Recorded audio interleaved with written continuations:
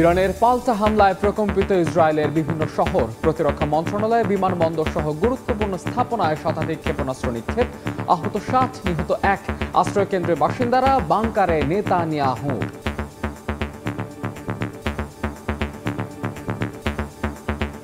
ইরানেও হামলা অব্যাহত ইসরায়েলের। তেহরানকে শীঘ্রই পরমাণু চুক্তিতে সম্মত হওয়ার আহ্বান ট্রাম্পের। সংযমের আহ্বান জাতিসংঘের। তেল আবিবের মিত্রদেরও লক্ষ্যবস্তু বানানোর হুঁশিয়ারি খামেনির।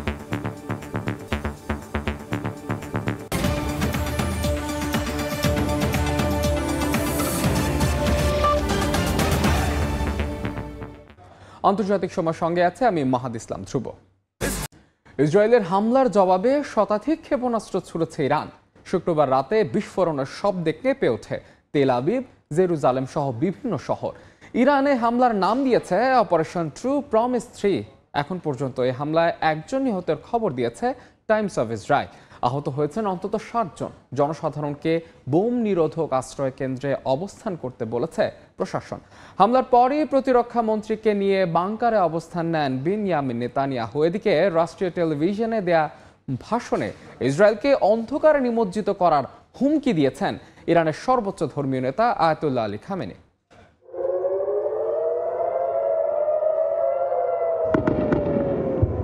রাত গড়াতেই তেল আবিব ও জেরুজালেমে বেজে ওঠে সাইরেন। মুহূর্তেই প্রতিরক্ষা মন্ত্রণালয়, অর্থনৈতিক কেন্দ্র, বিমান ঘাঁটি সহ বেশ কয়েকটি গুরুত্বপূর্ণ স্থাপনায় আঘাত হানে ইরানের নিক্ষেপ করা শতাধিক ক্ষেপণাস্ত্র। সব মিলিয়ে অপারেশন ট্রু প্রমিস 3 নামে ১৫০র বেশি স্থানে হামলা চালায় ইরান, যেটির তাণ্ডবে আশ্রয় শিবিরে থাকাটাও দুর্বিষহ হয়ে পড়ে ইসরায়েলিদের। যদিও যুক্তরাষ্ট্রের সহায়তায় বেশিরভাগ ক্ষেপণাস্ত্র প্রতিহতের দাবি করেছে তেল আবিব। শনিবার ভোরের দিকে ইরানের রাজধানী, আন্তর্জাতিক বিমানবন্দর সহ বেশ কয়েকটি স্থানে বিস্ফোরণের শব্দ শোনা যায়। আন্তর্জাতিক গণমাধ্যমগুলোর তথ্য, নতুন করে ইরানের পারমাণবিক স্থাপনা সহ বেশ কয়েকটি স্থানে হামলার পরিকল্পনা করছে নেতানিয়াহু প্রশাসন। ইরানের ক্ষেপণাস্ত্র হামলার পরই প্রতিরক্ষা মন্ত্রী ইসরায়েল কাৎজকে নিয়ে একটি বাংকারে যান নেতানিয়াহু। সেখানে মন্ত্রিসভা সদস্যদের সঙ্গে আলোচনার মাধ্যমে ইসরায়েলের প্রধানমন্ত্রী পরিস্থিতি পর্যালোচনা করেন বলে জানান এক কর্মকর্তা। এর আগে ভিডিও বার্তায় নেতানিয়াহু বলেন, শুধু পরমাণু কর্মসূচিই নয়, ইরানের বর্তমান প্রশাসনের নিপীড়নও ধ্বংস করতে চান। এ হামলার পর ইরানকে গোলাবর্ষণ বন্ধ করার আহ্বান জানায় জাতিসংঘ মহাসচিবের দপ্তর। এছাড়া ইউরোপীয় ইউনিয়নের প্রধান উর্সুলা ভন ডার লেয়েন বলেন, নিজেদের আছে ইসরায়েলের। এদিকে রাষ্ট্রীয় টেলিভিশনে দেয়া ভাষণে ইরানের সর্বোচ্চ ধর্মীয় নেতা আয়াতুল্লাহ আলী খামেনি বলেছেন, হামলা করে যুদ্ধের সূচনা করেছে তেল আবিব। এখন তাদের অন্ধকারে নিমজ্জিত করার পালা।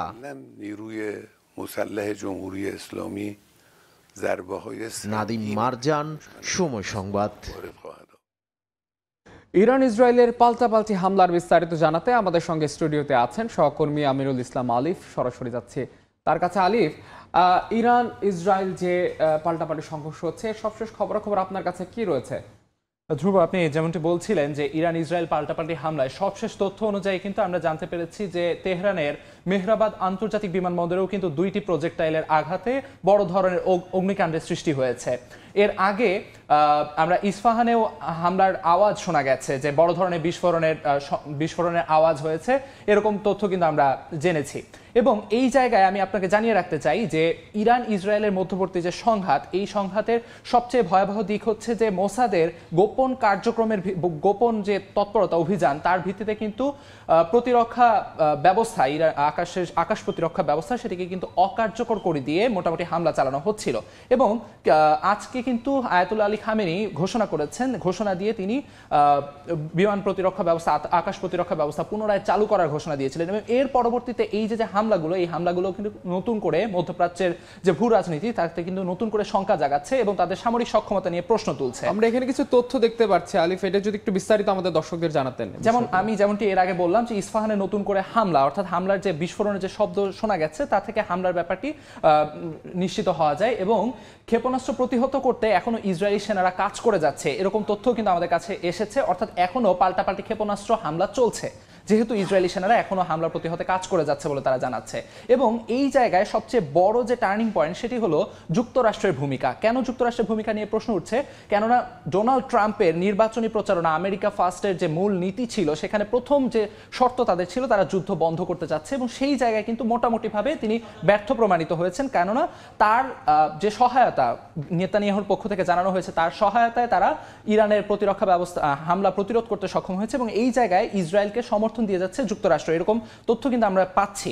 সুতরাং সেই জায়গা থেকে মোটামুটি ডোনাল্ড ট্রাম্পের একটু ব্যর্থতা আমরা দেখতে পাচ্ছি, এবং সেই জায়গায় এরপরে থেকে কিন্তু লোকচক্ষুর আড়ালে তারা চলে গেছে। এই জায়গায় মার্কিন প্রশাসনের কর্মকর্তাদের মধ্যে কিন্তু পারস্পরিক সাংঘর্ষিক বক্তব্য আমরা জানতে পেরেছি। যেমন তারা শুরুতে বলছিলেন এ ব্যাপারে, হামলার ব্যাপারে, ইসরায়েল যে ইরানে হামলা করেছে এ ব্যাপারে তারা কিছু জানেন না, কিন্তু পরবর্তীতে কিন্তু ডোনাল্ড ট্রাম্প জানিয়েছেন যে তিনি আগে থেকে জানতেন।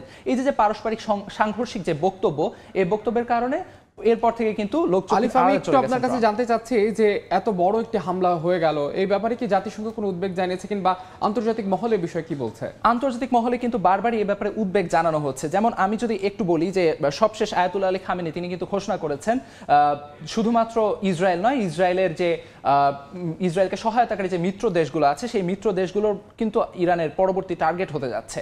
এবং এই জায়গায় যে উদ্বেগ জানানোর যে জায়গাটি, সেখান থেকে কিন্তু সৌদি আরব, ওমান তারা কিন্তু পরস্পর উদ্বেগ জানিয়েছে এই ইসরায়েলের হামলা নিয়ে। এবং একই সঙ্গে যুক্তরাষ্ট্রের পক্ষ থেকেও বিভিন্ন সাংঘর্ষিক কথা এসেছে, আমরা যেরকমটি বলেছি, এবং জাতিসংঘের পক্ষ থেকে বলা হয়েছে যে অনেক উত্তেজনা দেখানো হয়েছে, এখন থামার সময় হয়েছে। অর্থাৎ তারা কিন্তু বারবার এই উত্তেজনাটিকে থামানোর কথা বলছেন। এবং এই ব্যাপারে আমাদের কিন্তু একটি প্রতিবেদন রয়েছে, আমরা যদি প্রতিবেদনটিতে যেতে চাই সেই প্রতিবেদনটি আমরা একটু দেখে আসি।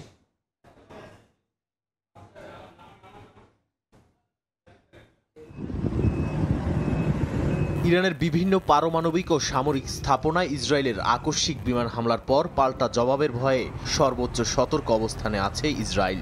এরই মধ্যে তেল আবিবে ড্রোন হামলা চালিয়েছে ইরানও। শুরুতে ইসরায়েলি হামলায় যুক্তরাষ্ট্রের সম্পৃক্ততা অস্বীকার করেন পররাষ্ট্রমন্ত্রী মার্কো রুবিও। তবে কিছুক্ষণ পরেই হামলার বিষয়ে অবগত ছিলেন বলে জানান মার্কিন প্রেসিডেন্ট ডোনাল্ড ট্রাম্প। সেই সঙ্গে তেল আবিবের প্রতিরক্ষায় পাশে থাকার আশ্বাস দেন তিনি। এমনকি ইরান যদি যুক্তরাষ্ট্রের দিকে নজর দেয় তার ফল ভয়াবহ হবে বলেও হুঁশিয়ারি দেন ট্রাম্প। এরই মধ্যে অনাকাঙ্ক্ষিত পরিস্থিতি মোকাবিলায় নিউ ইয়র্কে থাকা ইহুদি স্থাপনা ও ইসরায়েলি বংশোদ্ভূত বাসিন্দাদের নিরাপত্তা জোরদার করেছে স্থানীয় পুলিশ।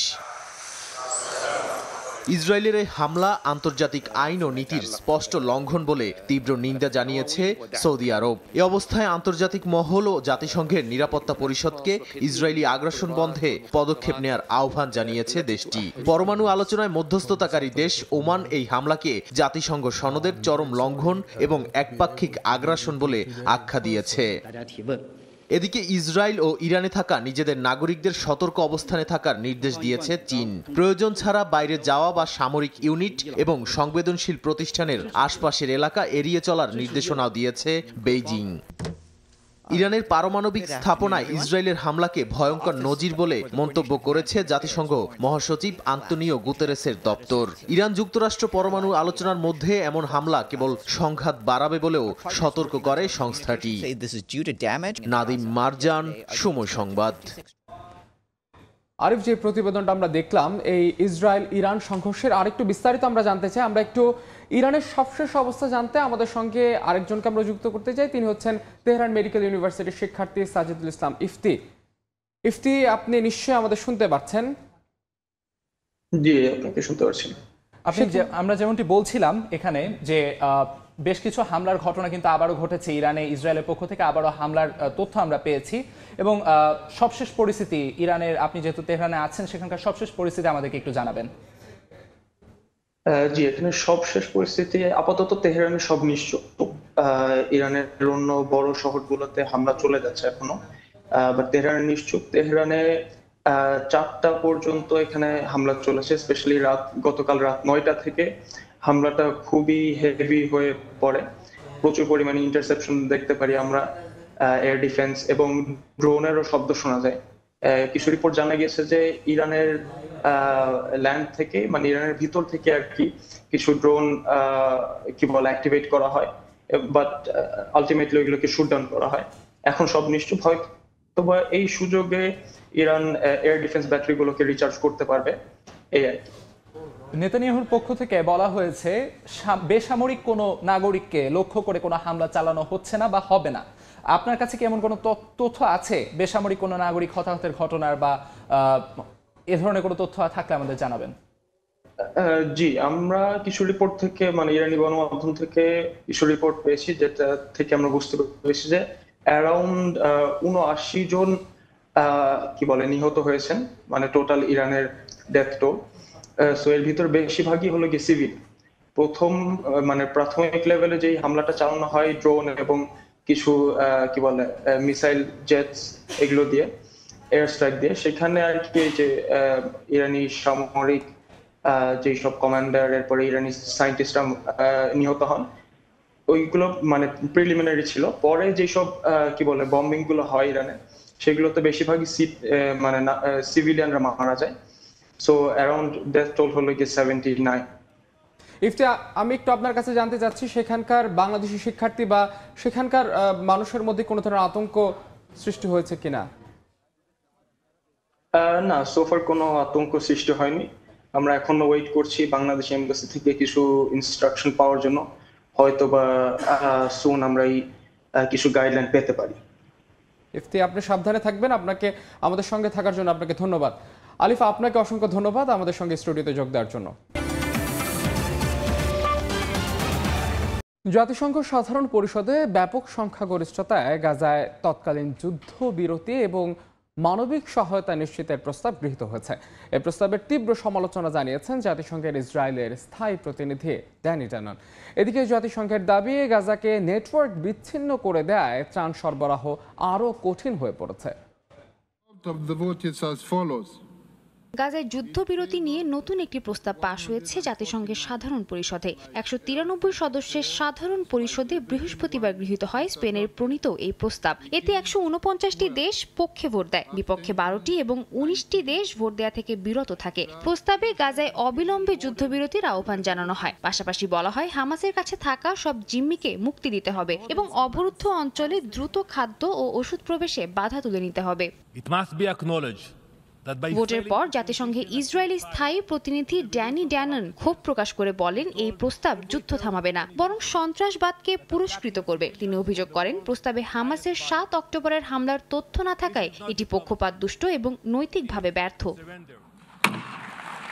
অন্যদিকে জাতিসংঘে ফিলিস্তিনের প্রতিনিধি রিয়াদ মনসুর বলেন, এই প্রস্তাব মানবতার পক্ষে একটি স্পষ্ট বার্তা। তিনি বিশ্ব সম্প্রদায়ের কাছে কৃতজ্ঞতা প্রকাশ করে বলেন, পৃথিবীর বিভিন্ন দেশ ও জনগণ যেভাবে ফিলিস্তিনের পক্ষে দাঁড়িয়েছে তা নজিরবিহীন।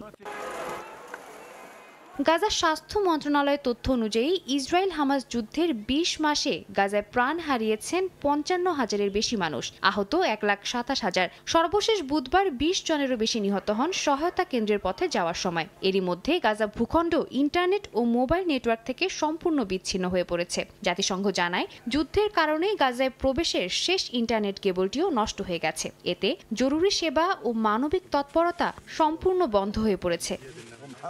সাদিয়া তাসনিম, সময় সংবাদ। রাশিয়ার সঙ্গে সমঝোতার অংশ হিসেবে ইউক্রেনকে ফিরিয়ে দেওয়া হয়েছে ১২০০ সেনার মরদেহ। তবে রুশ হামলা আরও প্রকট হয়েছে সুমি অঞ্চলে। সীমান্তবর্তী শহর থেকে বাসিন্দাদের সরিয়ে নেওয়ার আহ্বান জানিয়েছে পুতিন বাহিনী। একই সময় G7 সম্মেলনে মার্কিন প্রেসিডেন্ট ডোনাল্ড ট্রাম্পের সঙ্গে সাক্ষাৎ করে ইউক্রেন যুদ্ধ নিয়ে আলোচনার ইচ্ছা প্রকাশ করেছেন প্রেসিডেন্ট ভলোদিমির জেলেনস্কি। পূর্ব সীমান্তবর্তী সুমি শহর আবারও রুশ হামলার কেন্দ্রবিন্দুতে।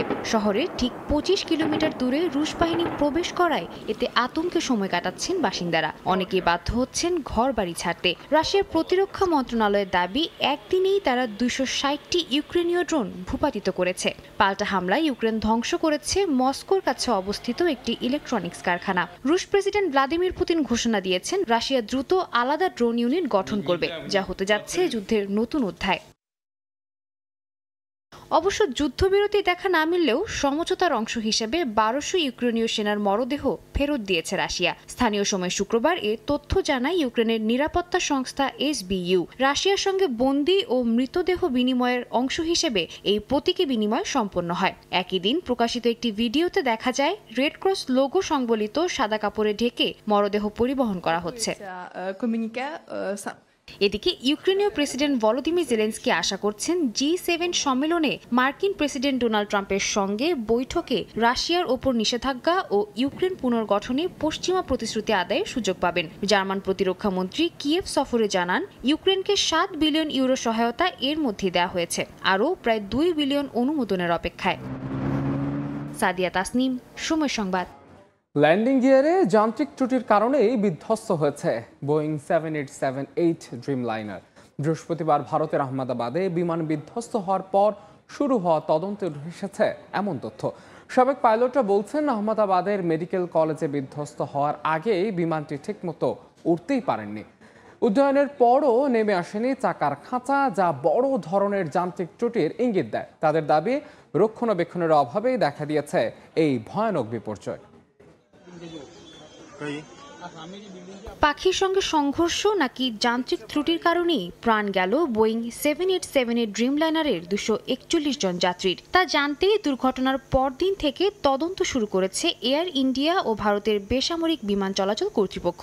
খুঁটিয়ে পরীক্ষা করছে বিমানের ইঞ্জিন, ফ্ল্যাপ ও ল্যান্ডিং গিয়ারের কার্যকারিতা। প্রাথমিক তদন্তের ভিত্তিতে পাখির সঙ্গে সংঘর্ষের সম্ভাবনা বাতিল করা হয়েছে। সাবেক পাইলটদের মতে, এই দুর্ঘটনার পেছনে মূল কারণ যান্ত্রিক ত্রুটি। তাদের পর্যালোচনা বলছে, বোয়িং 7878 ড্রিমলাইনারটি উড্ডয়নের পরও ল্যান্ডিং গিয়ার ভেতরে নেয়নি, যা স্বাভাবিকভাবে 50 ফুট উচ্চতায় ভেতরে চলে যাওয়ার কথা, যার কারণে এই ভয়ঙ্কর বিপর্যয় ঘটেছে বলে দাবি বিশেষজ্ঞদের। যদি ল্যান্ডিং গিয়ার উপরে না ওঠে তাহলে বুঝতে হবে বড় ধরনের যান্ত্রিক সমস্যা হয়েছে। পাইলটদের সামনে সবচেয়ে বড় চ্যালেঞ্জ ছিল এটাই, চাকা না ওঠা। অনেকেই প্রশ্ন তুলছেন যে অভিজ্ঞ পাইলট ককপিটে থাকার পরেও এ দুর্ঘটনা কি করে ঘটল। এ প্রশ্নের উত্তরে সংশ্লিষ্টরা বলছেন, মানব ঘটিত কোনো ভুল এখানে হয়নি। পাইলটের দক্ষতার সঙ্গে এর কোনো সম্পর্ক নেই। इस केस में ऐसा नहीं हुआ है, तो संभावना लगती है कि इसमें हो सकता है कि तकनीकी खराबी हो, इलेक्ट्रिक फेलियर हो गया हो। বিমান চালনা বিশেষজ্ঞ অজয় রামাকৃষ্ণনের মতে, উড্ডয়নের পর দুই ইঞ্জিনের শক্তি রহস্যজনকভাবে হ্রাস পায়, যা প্লেনটিকে আকাশে টিকিয়ে রাখতে ব্যর্থ হয়। এখন প্রশ্ন উঠছে রক্ষণাবেক্ষণ ও নিরাপত্তা প্রোটোকল নিয়ে। দুর্ঘটনার পরপরই পুরো বোয়িং 7878/9 সিরিজের বিমানে নতুন করে পরীক্ষা শুরু করেছে ভারতের বেসামরিক বিমান চলাচল অধিদপ্তর। 15 জুন রাত থেকে প্রতিটি উড্ডয়নের আগে টেক অফ প্যারামিটার যাচাইয়ের নির্দেশ দেওয়া হয়েছে। বোয়িং ও এয়ার ইন্ডিয়ার যৌথ দায়িত্বে চলছে সার্বিক তদন্ত। সাদিয়া তাসনিম, সময় সংবাদ। ক্ষতিপূরণ দিয়ে দুটি প্রাণঘাতী দুর্ঘটনার বিচার এড়ানোর কয়েক সপ্তাহের মধ্যেই আবারও ভয়াবহ দুর্ঘটনায় বোয়িং। এবার বিধ্বস্ত হলো তাদের নিরাপদ বলে পরিচিত 787 ড্রিমলাইনার। 2018 ও 2019 সালে বোয়িংয়ের 737 ম্যাক্স মডেলের দুটি দুর্ঘটনায় শত শত মানুষ নিহত হলে সে দায় মেটাতে যুক্তরাষ্ট্রে প্রায় $101 কোটি ক্ষতিপূরণে রাজি হয় কোম্পানিটি। ভারতের মতো উদীয়মান বাজারে এই দুর্ঘটনা শুধু স্থানীয় নয়, বৈশ্বিক আস্থাকেও নাড়িয়ে দিতে পারে বলে মত বিশ্লেষকদের।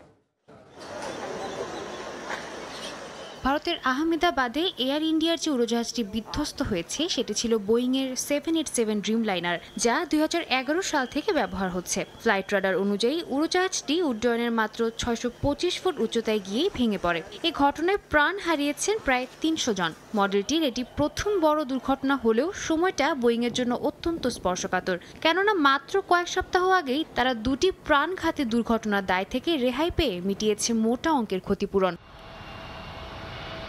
দুর্ঘটনায় পড়া 787 মডেলটি ছিল বিশ্বজুড়ে পরিচিত নির্ভরযোগ্য উড়োজাহাজ। কম জ্বালানি খরচ ও শব্দ দূষণহীন হওয়ায় দেশে দেশে এয়ারলাইনের কাছে জনপ্রিয়। কিন্তু এতদিন নিরাপদ ধরা হলেও এ মডেলের বিমান নিয়ে বিভিন্ন সময় ইঞ্জিনজনিত সমস্যা এবং কাঠামোগত দুর্বলতার অভিযোগ রয়েছে।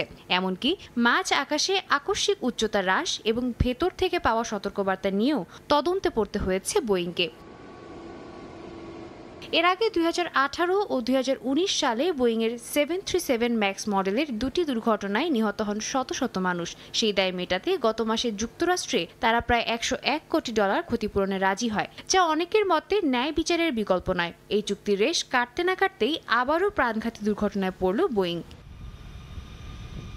এয়ার ইন্ডিয়া 2012 সাল থেকে বোয়িং 787 ব্যবহার করছে এবং বর্তমানে তাদের বহরে রয়েছে 30টির বেশি ড্রিমলাইনার। আন্তর্জাতিক উড়োজাহাজ শিল্পে বড় ব্র্যান্ড হলেও একের পর এক দুর্ঘটনা এবং নিরাপত্তা নিয়ে বিতর্ক বোয়িংয়ের বিশ্বাসযোগ্যতাকে প্রশ্নবিদ্ধ করছে। বিশ্লেষকদের মতে ভারতের মতো উদীয়মান বাজারে এই দুর্ঘটনা শুধু স্থানীয় নয়, বৈশ্বিক আস্থাকেও নড়িয়ে দিতে পারে।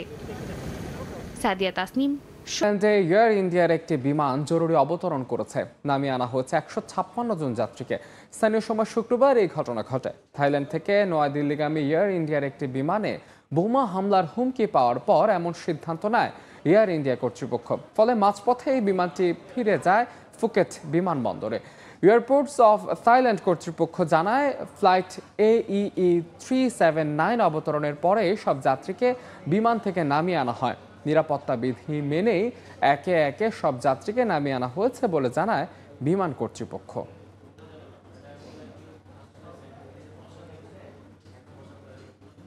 হিলের সিঁড়িতে বিক্ষোভ করেন সাবেক মার্কিন সেনারা। সেনাবাহিনীর বার্ষিক কুচকাওয়াজের বিরোধিতা করে এই কর্মসূচি আয়োজন করেন তারা। সোশ্যাল মিডিয়ায় ছড়িয়ে পড়া ভিডিওতে দেখা যায় ব্যারিকেড ভেঙে বিক্ষোভকারীরা ক্যাপিটাল হিলের সিঁড়ির দিকে দৌড়ে যাচ্ছে। মানুষের জন্য টাকা, কুচকাওয়াজের জন্য নয় স্লোগান দেয় তারা। স্থানীয় সময় শনিবার ট্রাম্পের ৭৯তম জন্মদিনে সেনাবাহিনীর কুচকাওয়াজ অনুষ্ঠানের কথা রয়েছে, যেটিতে সভাপতিত্ব করবেন স্বয়ং ট্রাম্প।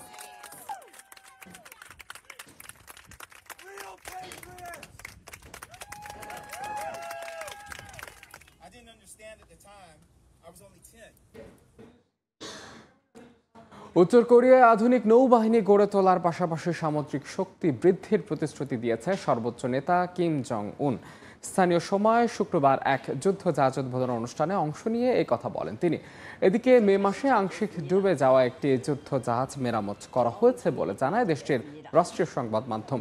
এই পুনরুদ্ধার কার্যক্রম দেশের নৌশক্তি উন্নয়নের পরিকল্পনায় কোনো বিলম্ব ঘটায়নি বলে মন্তব্য করেন কিম। আগামী বছর আরও 2টি 5,000 টনের যুদ্ধ জাহাজ নির্মাণের পরিকল্পনা রয়েছে বলে জানান তিনি।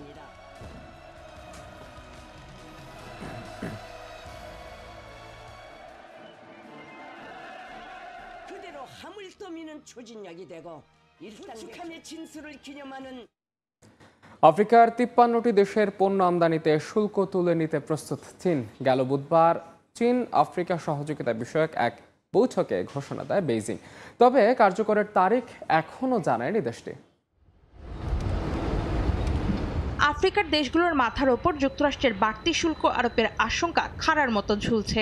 এমন অবস্থায় মহাদেশটির 53টি দেশের পণ্য আমদানির ওপর থেকে বিদ্যমান শুল্ক প্রত্যাহারের জন্য প্রস্তুত চীন।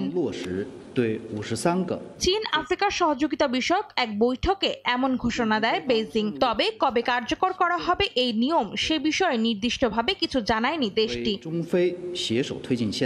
15 বছর ধরে আফ্রিকার সবচেয়ে বড় বাণিজ্যিক অংশীদার চীন। 2023 সালে বেইজিংয়ে মহাদেশটির রপ্তানি ছিল প্রায় $1,700 কোটি। গত বছর স্বল্পোন্নত দেশ হিসেবে আফ্রিকার 33টি দেশের পণ্যের ওপর থেকে শুল্ক মওকুফ করে চীন। এই ঘোষণা সেই উদ্যোগেরই সম্প্রসারণ বলে জানিয়েছে দেশটি। শুধু এসওয়াতিনি এই শুল্কমুক্ত সুবিধার বাইরে থাকবে, কারণ দেশটি তাইওয়ানকে স্বাধীন রাষ্ট্র হিসেবে স্বীকৃতি দেয়, যা চীনের এক চীন নীতির পরিপন্থী। বেইজিং মহাদেশটি থেকে বর্তমানে প্রচুর কাঁচামাল আমদানি করে, বিশেষ করে কঙ্গো ও গিনি থেকে। অন্তরা সেন, সময় সংবাদ। চীনের হাইনান প্রদেশে শক্তিশালী টাইফুন উটিপ আঘাত হেনেছে। স্থানীয় সময় বৃহস্পতিবার রাত থেকে তীব্র হতে থাকে টাইফুনটি, যা ঘন্টায় প্রায় 90 কিলোমিটার বেগে হানানের দক্ষিণ উপকূলে ধেয়ে এসেছিল বলে জানায় আবহাওয়া অফিস। চীনের বেসামরিক বিমান চলাচল কর্তৃপক্ষের অধীনস্থ এয়ার ট্রাফিক ম্যানেজমেন্ট ব্যুরো জানায়, চীনের দক্ষিণাঞ্চলে মাঝারি থেকে ভারী বজ্রঝড় হওয়ার সম্ভাবনা রয়েছে। আবহাওয়ার অবনতির কারণে বন্ধ করে দেওয়া হয়েছে বিমানবন্দর। জরুরি সতর্কতা জারি করেছে কর্তৃপক্ষ।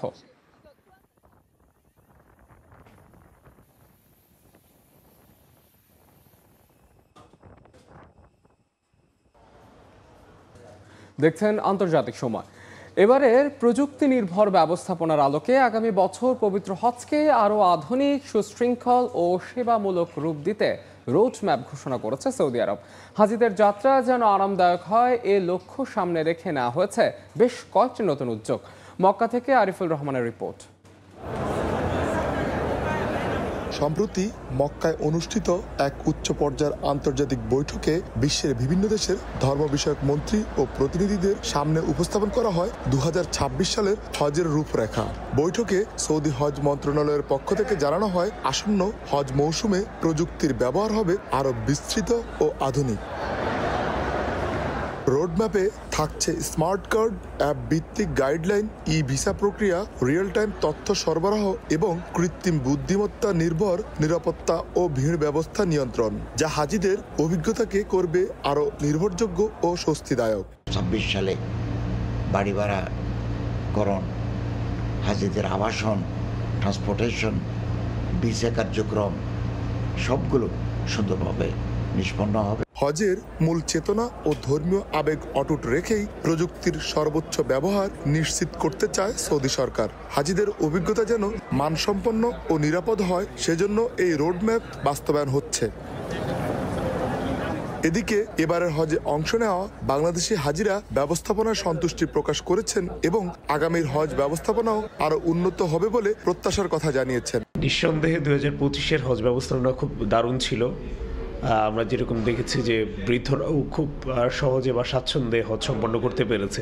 আগামীতে আশা করি আরো ভালো হজ ব্যবস্থাপনা উপহার দিতে পারবে। হাজিদের বাসস্থান, খাবার এবং পরিষ্কার পরিচ্ছন্নতার দিকে আমরা অত্যন্ত খেয়াল করতেছি। সৌদি হজ মন্ত্রণালয় জানিয়েছে, আগামী 12 নভেম্বরের মধ্যে বাংলাদেশ সরকারের সঙ্গে হজ চুক্তি স্বাক্ষরিত হবে। 2026 সালের 18 এপ্রিল থেকে শুরু হবে হজের প্রথম ফ্লাইট। প্রযুক্তির যথাযথ ব্যবহারে হজের অভিজ্ঞতা যেভাবে বদলে যাচ্ছে, তা শুধু মুসলিম বিশ্বেই নয়, সারা বিশ্বের নজর কেড়েছে। 2026 সালের হজ ব্যবস্থাপনা তা আরও এক ধাপ এগিয়ে যাবে বলে প্রত্যাশা। মক্কা থেকে আরিফুর রহমান, সময় সংবাদ। স্কটল্যান্ডে তৈরি করা হয়েছে শতভাগ পুনর্ব্যবহৃত উৎপাদনে গড়া ইট কে ব্রিক নামের এই প্রযুক্তি কার্বন নিঃসরণ কমাবে শতকরা 95%। বর্তমানে এটি যুক্তরাজ্য ও যুক্তরাষ্ট্রে ব্যবহারের জন্য সনদপ্রাপ্ত এবং ইউরোপীয় ইউনিয়নের অনুমোদনের প্রক্রিয়ায় রয়েছে। স্কটল্যান্ডের এডিনবরায় ধ্বংসাবশেষ, পুরানো ইট আর বর্জ্য দিয়ে বানানো হচ্ছে বিশেষ এক ধরনের ইট। কেনোটেক কোম্পানির উদ্ভাবিত কেব্রিক নামের এই ইট ভবন তৈরির খরচ কমাবে। এটি তৈরিতে আগুনে পোড়ানোর কোনো ধাপ নেই, ফলে কমে গেছে জীবাশ্ম জ্বালানি ব্যবহারের প্রয়োজন। এতে করে কার্বন নিঃসরণ কমবে শতকরা 95%। প্রতিষ্ঠানটি জানায়, যুক্তরাজ্যে মোট বর্জ্যের 65%ই আসে নির্মাণ খাত থেকে, কিন্তু প্রতিটি কেব্রিক বর্জ্যকে রিসাইকেল করে ভূমি ভরাট রোধ করে। এই ইট পাওয়া যাচ্ছে মোট 12টি রঙে। সাধারণ মাটির রং থেকে শুরু করে ম্যাজেন্টা, হলুদ কিংবা অন্যান্য উজ্জ্বল রঙেও তৈরি হচ্ছে এই ইট। কেনোটেকের কারখানা প্রতি বছর 20 লাখ ইট উৎপাদন করছে। চাহিদা বাড়লে তা 40 লাখ পর্যন্ত বাড়ানো সম্ভব বলেও জানায় কোম্পানিটি। বর্তমানে কেব্রিক যুক্তরাজ্য ও যুক্তরাষ্ট্রে ব্যবহারের জন্য সনদপ্রাপ্ত। ইউরোপীয় ইউনিয়নের অনুমোদনেরও প্রক্রিয়ায় রয়েছে এটি। কাকুলি আখতার, সময় সংবাদ। ভারতের রাজস্থানে তীব্র গরমে হাতির জীবনযাত্রায় দেয়া হয়েছে বিশেষ নজর। গরমের ক্লান্তি ভুলিয়ে দিতে প্রতিদিনই চলছে গোসল, মৌসুমী ফল খাওয়ানো। রাজস্থানের রুক্ষ মরুভূমি আর প্রখর রোদ, এর মাঝেই স্বস্তি পেতে পানিতে নেমে খেলছে হাতির দল। জয়পুরের ঐতিহ্যবাহী আম্বার ফোর্টের পাশেই হাতিগ্রাম। এখানে পর্যটকদের পরিবহন আর বিনোদনের জন্য ব্যবহৃত হয় একদল হাতি। তীব্র গরমের সকাল, দুপুর কিংবা বিকেল যখনই সময় মেলে হাতির দলকে গোসল করাতে নিয়ে যাওয়া হয় পাশের পুকুরে। শুধু তাই নয়, গরমে বিশেষ নজর দেয়া হচ্ছে হাতির খাবারেও। শরীর ঠান্ডা রাখতে কখনো তরমুজ, কখনো খেজুর, কখনো বা আখ খাওয়ানো হচ্ছে। গরমের সময় হাতিকে আমরা তরমুজ, বাঙ্গি, আখের মতো মৌসুমি ফলই দেই। এতে শরীর ঠান্ডা থাকে, পানির ঘাটতিও হয় না। প্রতিদিনই তারা নির্ধারিত সময়ে এসব ফল খায়, তারপরেই শুরু হয় পুকুর যাত্রা। জলকেলি আর ঠান্ডা খাবার দুই মিলেই সামলানো হচ্ছে তীব্র গরমের ধকল। ভারতের আবহাওয়া দফতর বলছে, চলমান গ্রীষ্মে দেশ জুড়ে থাকবে প্রচন্ড তাপপ্রবাহ, বিশেষ করে উত্তর পশ্চিমাঞ্চলে, আর তাই বাড়তি নজর হাতির জীবনযাত্রায়। রাইসা জান্নাত, সময় সংবাদ। আন্তর্জাতিক সময়ের শীর্ষ সংবাদ জানিয়ে দিচ্ছে আরেকবার। পাল্টা হামলায় প্রকম্পিত ইসরায়েল বিমানবন্দর সহ বিভিন্ন দফতরে ক্ষেপণাস্ত্র নিক্ষেপ, ড্রোন হামলা চালিয়েছে ইয়েমেনও, অন্ধকারে নিমজ্জিত করার হুমকি খামেনি। এবং ল্যান্ডিং গিয়ারে যান্ত্রিক ত্রুটির কারণে বিধ্বস্ত হয় বোয়িং এর ড্রিম লাইনার। তদন্তে উঠে এসেছে তথ্য রক্ষণাবেক্ষণের অভাবেই বিপর্যয়, বলছেন সাবেক পাইলটরা।